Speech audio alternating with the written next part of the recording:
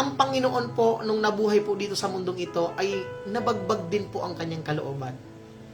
Ibig sabihin po ay nagpapakita po na kung ano po ang nararamdaman po natin kapag po tayo nasa gitna ng kapighatian sa buhay, wag na wag po nating isipin, mga kapatid, na hindi po alam ng Diyos ang ating nararamdaman.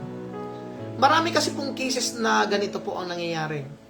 Kapag po minsan ay dumadaan ang isang tao sa problema, ay parang pakiramdam niya, iniisip niya na parang hindi naman alam ng Diyos ang aking nararamdaman.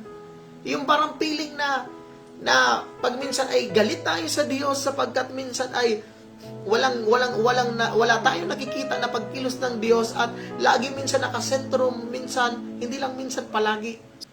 Lagi nakasentro sa buhay natin ang ating sarili at minsan sinasabi po natin yung word na Panginoon, para Panginoon, parang pinabayaan mo na ako, Panginoon. Iniisip natin minsan na hindi alam ng Diyos kung ano nangyayari sa atin. Alam niyo po, wag na wag niyong isipin na hindi po alam ng Diyos ang nangyayari po sa inyong buhay.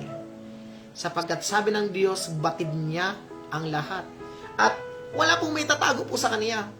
Kung sinabi ng Bible na wala pong maitatago po sa Diyos, ibig sabihin, anuman pong sitwasyon ng ating mga buhay, ay alam po yan ng Diyos. At especially, ay alam ng Diyos kung ano po ang nararamdaman po natin sa gitna po ng isang mabigat na sitwasyon ng ating buhay.